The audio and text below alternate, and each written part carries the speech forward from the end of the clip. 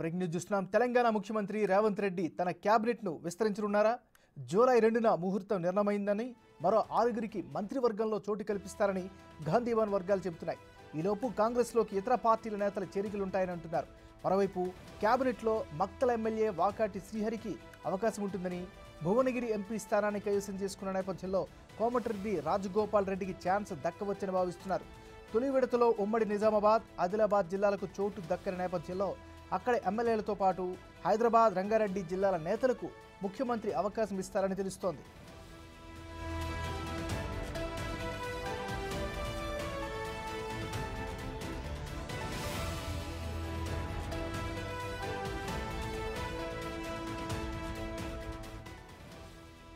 మనం breaking news చూస్తున్నాం. తెలంగాణ ముఖ్యమంత్రి రేవంత్ రెడ్డి తన క్యాబినెట్ను విస్తరించనున్నారా? జూలై 2న ముహూర్తం నిర్ణయమైందని, మరో 6గురికి మంత్రివర్గంలో చోటు కల్పిస్తారని గాంధీభవన్ వర్గాలు చెబుతున్నాయి. ఇక ఇదే అంశానికి సంబంధించి మరింత తాజా సమాచారాన్ని డిప్యూటీ బ్యూరో చీఫ్ సాదిక్ అందిస్తారు. సాదిక్, చెప్పండి.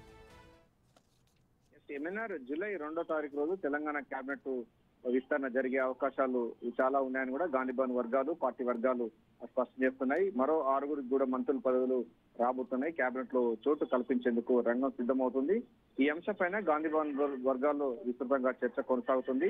ఈ నేపథ్యంలోనే పార్టీలో చేరికలపైన కూడా విస్తృతంగా చర్చ కొనసాగుతా ఉంది. కరీంనగర్ సంబంధించిన ఒక మాజీ మంత్రి కూడా కాంగ్రెస్ పార్టీలో చేరే అవకాశం ఉందని కూడా చెప్తున్నారు. మక్తల్ ఎమ్మెల్యేగా ఉన్నటువంటి వాకిటి శ్రీహరికి ఈసారి క్యాబినెట్ లో బెర్త్ ఖాయమని కూడా స్పష్టం చేస్తున్నారు. ముఖ్యమంత్రి రేవంత్ రెడ్డి కూడా ఆయనకు హామీ ఇవ్వడం జరిగింది. ముదిరాజ్ సామాజిక వర్గానికి సంబంధించినటువంటి నేతకు వచ్చేటువంటి క్యాబినెట్ లో బెర్త్ ఇస్తామని కూడా ఆయన స్పష్టం చేసిన దర్మిలో కాంగ్రెస్ పార్టీ గెలిచినటువంటి ఒకే ఒక ఎమ్మెల్యే, మక్తల్ ఎమ్మెల్యే వాకటి శ్రీహరికి మంత్రి పదవి ఖాయం అనేటువంటి సంకేతాలు కూడా వచ్చాయి. అదేవిధంగా మనకు భువనగిరి పార్లమెంట్ స్థానంలో విజయం సాధించిన తర్వాత పూర్తి స్థానం ఎంపీ స్థానంలో సాధించిన తర్వాత కోమటిరెడ్డి రాజగోపాల్ రెడ్డి కూడా మంత్రి పదవి రేస్ లో ఉన్నారు. ఆయనతో పాటుగా మరో కొంతమంది సీనియర్ నేతలు ఉన్నారు. ఇక మొదటి విడతలో మంత్రివర్గంలో చోటు దక్కినటువంటి ఉమ్మడి నిజామాబాద్ జిల్లా, ఆదిలాబాద్ జిల్లాతో పాటుగా హైదరాబాద్, రంగారెడ్డి సంబంధించిన జిల్లాలు కూడా ఉన్నాయి. సో ఈ నేపథ్యంలో కొంత చేరికలు భారీ స్థాయిలో ఉండే అవకాశం ఉన్న నేపథ్యంలో వారికి కూడా మంత్రి పదవులు వచ్చే అవకాశం ఉన్నట్టుగైతే పార్టీ వర్గాల్లో చర్చ కొనసాగుతుంది. ఎందుకంటే ప్రభుత్వం ఏర్పడి 8 నెలలు కావస్తున్నా పూర్తి స్థాయిలో క్యాబినెట్ ఇంకా విస్తరణ జరగలేదు. ఇప్పటికే ప్రభుత్వ పథకాలు, రైతు బంధు, రైతు రుణమాఫీ విషయంలో కానీ, రైతు భరోసా విషయంలో ప్రభుత్వం చాలా దూకుడుగా ముందుకు వెళ్తా ఉంది. సో పరిపాలన మరింత స్పీడప్ పెంచే ఆలోచనలో ముఖ్యమంత్రి రేవంత్ రెడ్డి ఉన్న దర్మిలో పూర్తి స్థాయిలో క్యాబినెట్ లు విస్తరించాలనే లక్ష్యంగా ముందుకు పోతున్నారు. సో 8 నెలల అటువంటి ఈ ప్రభుత్వంలో పూర్తి స్థాయిలో అయితే పరిపాలన పైన దృష్టి సాధించాలని కూడా చెప్తున్నారు. పార్లమెంటు ఎన్నికలు జరిగాయి. ఇక వచ్చేటువంటి మున్సిపల్, గ్రామ పంచాయతీ ఎన్నికలు కూడా దగ్గరలో ఉన్న నేపథ్యంలో పరిపాలన మరింత పారదర్శకంగా స్పీడప్ పెంచే లక్ష్యంగా ఉండబోతున్నారు. అయితే హైదరాబాద్, రంగారెడ్డి సంబంధించిన జిల్లాల్లో కాంగ్రెస్ పార్టీ నుంచి వెళ్ళి అభ్యర్థులు ఎమ్మెల్యేలు లేకపోవడంతో ఇతర పార్టీ నుంచి వచ్చిన వారికి కూడా మంత్రి పదవులు వచ్చే అవకాశం ఉన్నట్టుగైతే తెలుస్తా ఉంది. మరోవైపు పిసిసి చీఫ్ సంబంధించినటువంటి దానికి కూడా ఎన్నికలు జరిగే అవకాశం ఉంటుందని కూడా పార్టీ వర్గాలు చెప్తా ఉన్నాయి. సో ఏదైనప్పటికీ జూలై 2వ తారీఖు రోజు మాత్రం క్యాబినెట్ విస్తరణ డెఫినెట్ గా జరిగే అవకాశం ఉన్నట్టుగైతే పార్టీ వర్గాలు చెప్తున్నాయి. అందులో మనకు మక్తల్ ఎమ్మెల్యే వాకటి శ్రీహరికి బెర్త్ ఖాయం. అదేవిధంగా మనకు చాలా మంది ఆశావాహులు ఉన్నప్పటికీ ఇంకొక 6గురికి మాత్రమే ఉంటుంది. డిసెంబర్ 2023 7వ తారీఖు రోజు ప్రమాణ స్వీకారం చేసిన తర్వాత 11 మంది ముఖ్యమంత్రితో పాటుగా 11 మంది మంత్రులు ప్రమాణ స్వీకారం చేసిన సందర్భం తెలిసిందే. రాష్ట్రంలో ముఖ్యమంత్రితో 17 మంది మంత్రులకు మాత్రమే అవకాశం ఉంటుంది.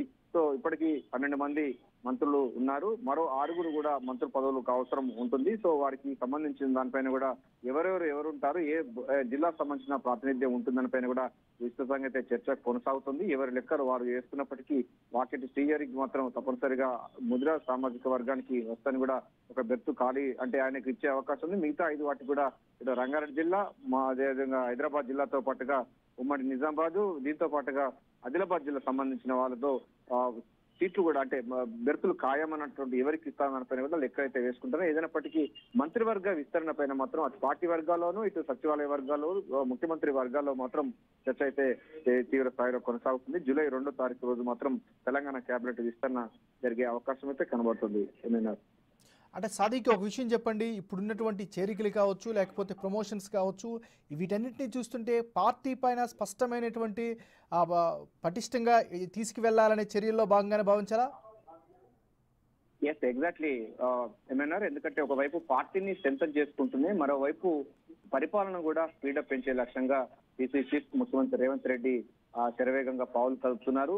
ఒక చేరికలు కూడా భారీ స్థాయిలో ఉండాలి. ఒకవేళ మాకు చేరికలు లేకపోతే ఇతర పార్టీలకు వెళ్లే అవకాశం ఉంది. బీజేపీ లాంటి పార్టీలకు వెళ్తే దీర్ఘకాలిక శత్రువులుగా తయారయ్యే అవకాశం ఉన్న నేపథ్యంలో బీఆర్ఎస్ పార్టీలో ఏ ఒక్క ఎమ్మెల్యే ఉండే పరిస్థితి లేదు కనుక వారు వేరే పార్టీలకి బీజేపీ పార్టీకి వెళ్లే ప్రమాదం ఉన్న నేపథ్యంలో వారందరినీ కాంగ్రెస్ పార్టీలోకి తీసుకొచ్చే లక్ష్యంగా ముఖ్యమంత్రి రేవంత్ రెడ్డి తనకున్న రాజకీయ చతురతతో పూర్తి స్థాయిలో తన మార్పు చూపిస్తున్నారు. అందుకోసం బీఆర్ఎస్ అగ్రనేత అయినటువంటి వారు కూడా కాంగ్రెస్ పార్టీలో చేరేందుకు సిద్ధమవుతున్నారు. సో అదేవిధంగా కరీంనగర్ మాజీ మంత్రిగా ఉన్నటువంటి అతను కూడా కాంగ్రెస్ పార్టీలో చేరే అవకాశాలు లేకపోలేదని కూడా గాంధీభవన్ వర్గాలు చెప్తా ఉన్నాయి. సో ఒకవైపు పార్టీలో చేరికలు కొనసాగించాలి, పార్టీని స్ట్రెంథన్ చేయాలి, మరోవైపు పరిపాలనను స్పీడ్ పెంచాలి, పరిపాలనలో సంస్కరణలు తీసుకువచ్చే లక్ష్యంగా అయితే రేవంత్ రెడ్డి చేస్తా ఉన్నారు. రెండు కూడా సమపాలు, అటు ఒకవైపు పీసీసీ చీఫ్ గా, మరోవైపు ముఖ్యమంత్రిగా, పరిపాలనా దక్షుడిగా, పార్టీ పగ్గాలు నడిపే నాయకుడిగా రెండు కూడా సమపాలలో తీసుకువెళ్లే లక్ష్యంగా ఇదంతా జరుగుతున్నట్టుగా స్పష్టంగా అర్థమవుతుంది. 2 లక్షల రుణమాఫీ గత ప్రభుత్వాలు ఎవరు కూడా చేయలేదు. కేవలం 8 నెలల్లోనే 2 లక్షల రుణమాఫీ చేసినటువంటి చరిత్ర సృష్టించింది కాంగ్రెస్ ప్రభుత్వం.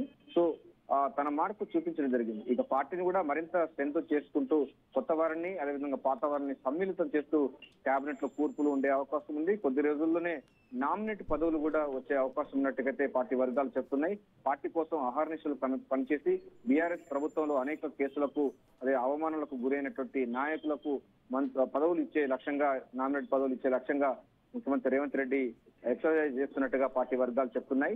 సో పార్టీ, మీరు చెప్పినట్టు పార్టీ, మరోవైపు పరిపాలన రెండు కూడా చాలా తన మార్పును చూపించే